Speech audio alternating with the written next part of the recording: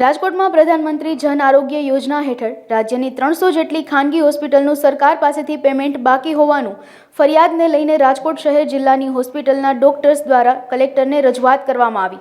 આ અંગે ખાનગી હોસ્પિટલના ડોક્ટરોનું કહેવું છે કે રાજકોટની 76 તેમજ જિલ્લાની 100 જેટલી હોસ્પિટલનું આશરે 150 કરોડ રૂપિયાનું પેમેન્ટ બાકી છે।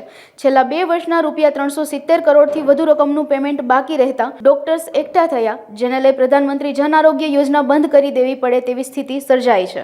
મારું નામ ડોક્ટર સનત કુમાર, રાજકોટની બધી હોસ્પિટલોના ગ્રુપ સાથે આવ્યો છું કલેક્ટરશ્રીને રજૂઆત કરવા માટે, કારણ કે છેલ્લા અંદાજે 3 મહિનાથી અમે વારંવાર મંત્રીશ્રીઓ, કમિશનરશ્રી તથા બધા જ અધિકારીઓને અમારી રજૂઆત કરેલી છે રિગાર્ડિંગ પેમેન્ટ આઉટસ્ટેન્ડિંગ। પણ એમ કહીએ કે અંદાજે 150 કરોડથી પણ વધારે પેમેન્ટ છેલ્લા 1.5 વર્ષથી બાકી છે। જે રીતના MOU થયેલા છે ગવર્મેન્ટ સાથે કે ઇન્સ્યોરન્સ કંપની સાથે, એમાં એ લોકોએ પોતે રાઇટિંગમાં એવું સ્પષ્ટ આપેલું છે કે જો 15 દિવસમાં પેમેન્ટ ના મળે તો એ લોકો વ્યાજ ચૂકવવા માટે પણ રેડી છે, પણ વ્યાજ તો સાઈડમાં રહ્યું। અહીંયા તો જે મહેનત કરેલી છે, ઓલરેડી સર્વિસ આપેલી છે, એનું પેમેન્ટ પણ અમને સમયસર નથી ચૂકવવામાં આવતું। અને જ્યારે અમે ગાંધીનગર લેવલે કે રજૂઆત કરવામાં આવી છે ત્યારે ફક્ત અમને આશ્વાસન આપી અને પાછું વળવું પડ્યું છે અમારે।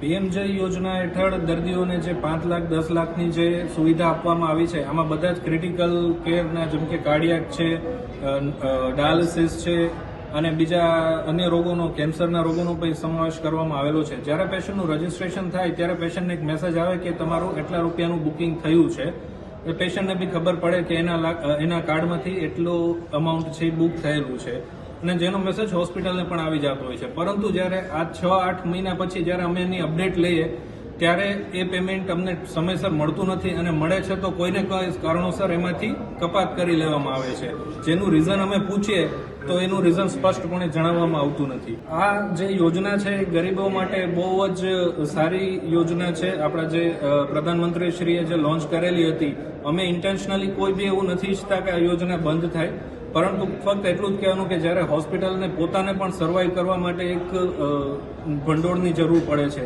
જેમ MSMEના રૂલ્સ પ્રમાણે અમારે વેન્ડર્સને પેમેન્ટ કરવાનું હોય છે, હોસ્પિટલો પોતે પણ MSMEની અંડર રજીસ્ટર્ડ થયેલી હોય છે, તો કયો રસ્તો લેવો એ અંગે અત્યારે કન્ફ્યુઝન સખત ચાલી રહ્યું છે। જો નહીં આવે તો પેમેન્ટ આ ન આવે તો અમને જે ઓથોરિટી છે એ જ ગાઈડ કરી શકે છે કે અમારે આગળ શું કરવું।